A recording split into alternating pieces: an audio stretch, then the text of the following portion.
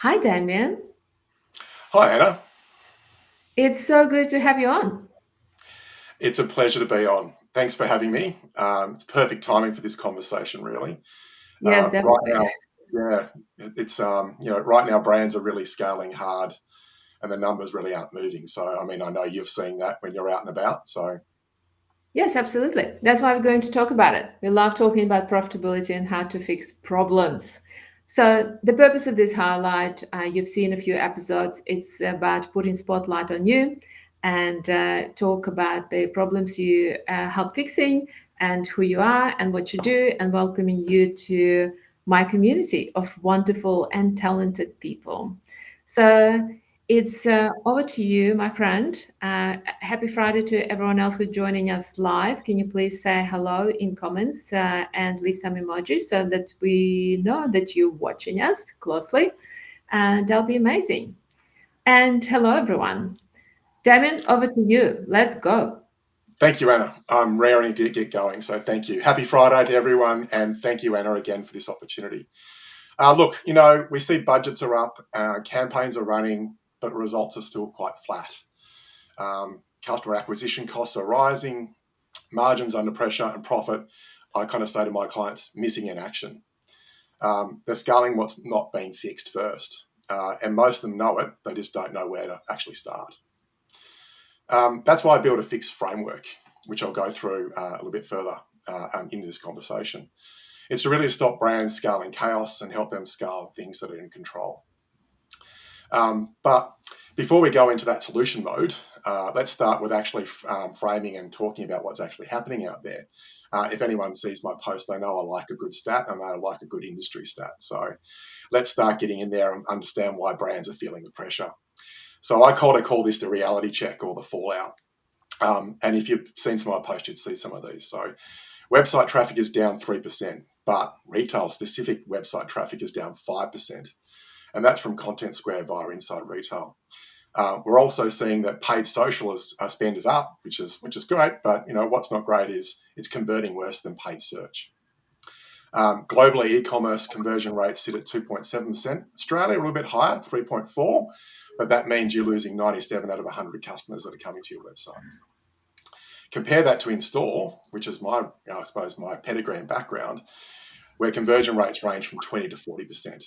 So online, you're scaling into a chasm here, not just a channel, but we need to actually fix that model. And the pressure's not just online. Retail foot traffic is down 14%, transaction volume is down 12.7%, and that's from CBRE's latest retail data. Customer acquisition costs are up 19%, and the average order value has dropped to $95, according to Australia Post. Consumer confidence is down 2.4% from Westpac, and 93% of Australians are actually worried about the cost of living from Australia Post there. And the big one here, which we're seeing all over the internet and LinkedIn as well, is one in nine Aussie retailers have entered administration in the last 18 months. That's from Creditor Watch. So, and yet, media budgets keep flowing. That's what happens when you scale a mess. It works until it doesn't. So, what's all going on? Slowing traffic, higher customer acquisition costs, lower order value. The real problem isn't media; it's what they're scaling underneath. Let's talk about that mindset and how we can actually shift that mindset. So, when we get into what I would call the kind of fix first mindset, which I would be talking about, and I can see Anna nodding. Most brands don't have a media problem. They've got a margin, they've got a message, they've got a model problem, really. They're over discounting to high weak offers, scaling customer acquisition costs while marketing efficiency ratios are collapsing. So, pouring money into noise that really doesn't pay back. Scaling noise doesn't drive actual growth, it accelerates the damage, really. You don't need more media. You need what Anna likes, what I've said the other day. You need more neurologically irresistible and more profitable offers that convert. And a system that brings that structure and brings back your margins. So how do you know that your model is working or it's bleeding? You've got to measure what matters. So this is the thing that I love about marketing and the marketing that I do is the metrics that actually matter. Too many teams are measuring impressions, ROAS, top line revenue like they mean something in isolation. But what actually matters is what contributes. So customer acquisition cost, average order value, customer lifetime value, marketing efficiency ratio, and contribution margin. Those are the signals that tell you whether you're revenue density or is it just shallow reach. And then really here, once you've got a read on these numbers, then I know where to go next. And that's straight into a system that I use with every client. I call it the FIX framework. Every brand I work with goes through this particular 3 steps, and I keep it really simple, keeping it 1, 2, 3.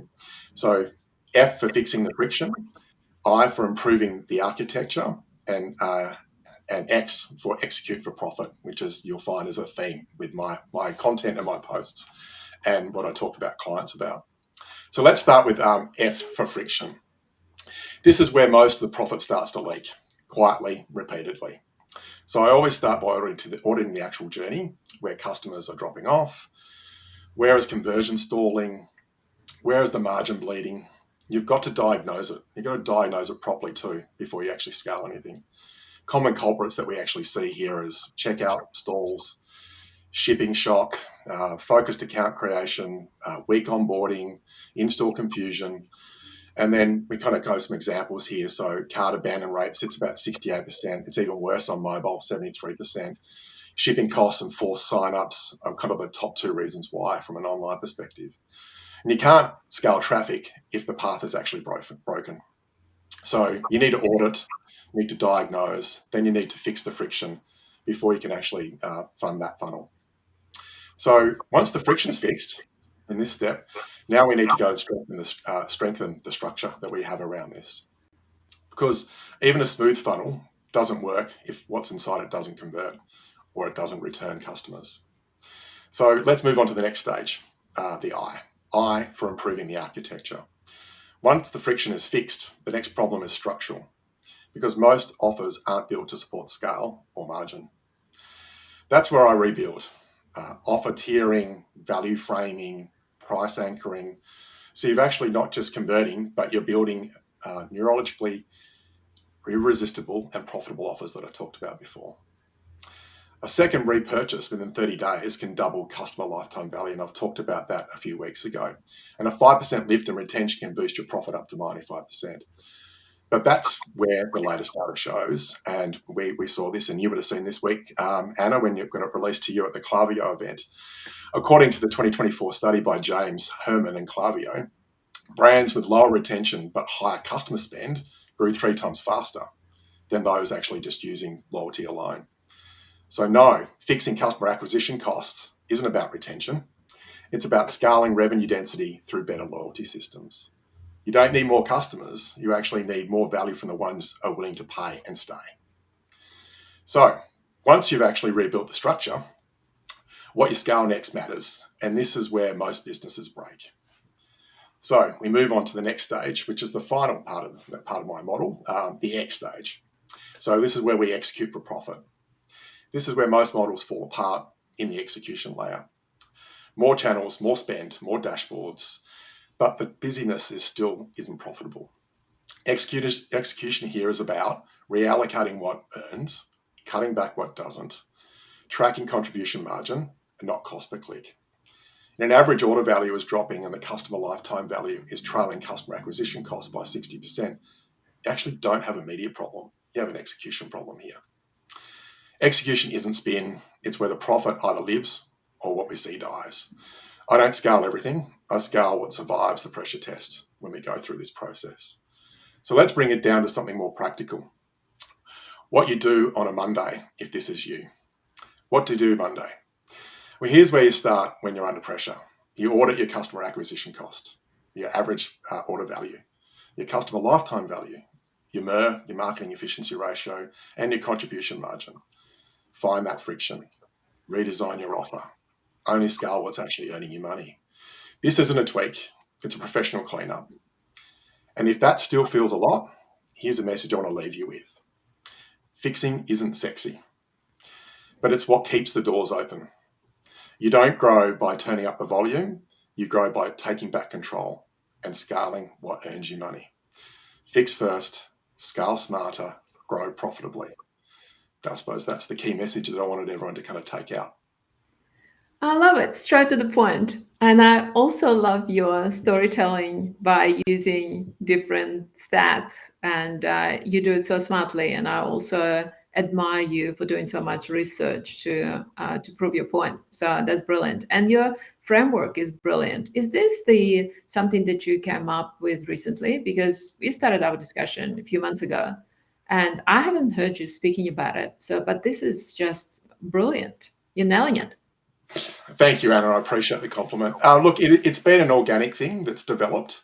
It's developed over time, and it probably started when you and I first started conversations being a revenue-first marketing system, and then I've evolved that even further to be a bit more pointed around profitability. And as you've seen I suppose my posts have been more pointed around that recently. And it's something that probably happened more recently in my marketing career. I mean, I've always been focused on metrics and driving the right metrics and measuring everything. As well as I like the creative side and the crayons and the colouring in part of marketing. But the metrics and measuring what matters actually really matters the most, I suppose, particularly today in today's business environment. So it comes back to, I suppose, I'll condense the story a little bit, but it comes back to a story which I know you're familiar with, Anna, when I was actually working for a franchise retailer in the bedding industry. And in franchise retailing, you don't have any money to spend unless the revenue's coming through. It's a percentage of spend. And the financial year that I was in, that I'm referring to here, where I took this I suppose, brutal learning from, was we were going backwards at a rapid rate.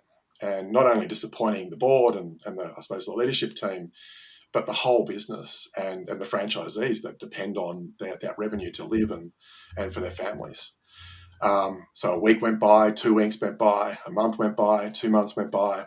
And I remember I kept on having these pointed conversations with everyone when I'd walk across the road, go to the coffee shop and then walk back and go, oh my God, this doesn't feel good. This feels really, really uncomfortable. I haven't been in this position for quite a long time, actually not the same position. So it really got me thinking. And no one was really pulling the handbrake on and going, WTF, what are we going to do here? So I actually became, and I was pretty good friends with, but actually closer friends with the head of analytics. And we went, how are we going to fix this? How are we going to arrest this? How are we going to make this change? What have I got? What have we got in our kit bag to do this? So we actually stripped everything back. We went back to basics. We went, if we only have this much to spend, because we've got less to spend now, how do we get the same result or better than what we did when we had more money? And that was the guiding principle. Couldn't spend more because I didn't have more. So how do I drive a better result, or the result that we've been aiming for, and actually get us back into positive growth at the end of the year? And we stripped everything back. We stripped every single campaign, every brand mention, every channel, and worked out what were the leading channels, what were the complementary channels, what was the minimum spend to actually have an impact, what were the offers, were the offers appealing enough, were they too short in market, were they too long in market, what were our competitors doing at the same time, what other things were happening seasonally, like just really going back to the fundamentals about retail, I suppose, retail offers and media, and really understanding and measuring what actually worked. And then we built a model out of that. That model was probably my revenue first model, which are now evolved into the fixed model. But we actually rebuilt that model to a point where we actually had a model that we could know and predict pretty reliably. And it wasn't, fully sophisticated. It wasn't actually taking too many inputs. It was really the inputs that we could control. So, but we actually managed to get a model that we could say, okay, we can predictably say we're going to drive an extra 500K in revenue, which we know was going to be profitable because we had very healthy margins, 40 to 50%, maybe 60% in retail for that retailer. So how do we drive incremental revenue on top of what we projected to drive for that campaign? How do we actually start clawing it back? So we predict an extra $500,000 and we deliver $1 million. Great. The board patted me on the back, even though they were sweating and worrying about it. And then we did it again, and we said, okay, we're going to drive an extra 1 million here in this particular campaign. So we drove an extra 2. Another campaign, we actually predicted 1.5, then we drove 3. So it started to get momentum. It started to give us confidence. It started to give the board confidence. It started to give the leadership team confidence that we could actually call this back. And we ended up finishing the year 1.4, 1.5% up year on year, where we're actually looking to be like probably 5% down. So that was probably where it started. And it's probably really made me much pointed as a marketer and more focused on profitable growth and how to do profitable growth and what metrics that you need to use, and even metric ratios, which I haven't got into yet, but I will start to next week, to use to actually understand what's really working for you. So you've got this traffic light system that actually starts to make the complex and the complicated look quite achievable and easy to actually keep a hold of. Wow, this is a great story. Yes, I do know this story, and I remember you posting it on LinkedIn as well. And it's fascinating. And I think it's quite healthy sometimes to treat the our budget as a startup. So not like we have an unlimited amount of money and the pool of money, because we need to strip it down sometimes and think, okay, let's just look into profitability of each. And I see it really happens in enterprise style businesses, size enterprise size businesses.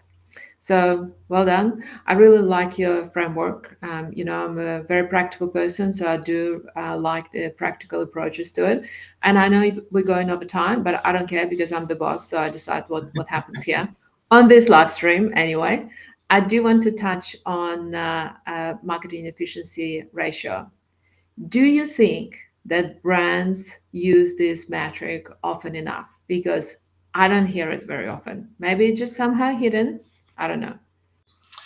I've known about the metric for quite some time, and it really is taking ROAS to a whole new level and a whole new playing field.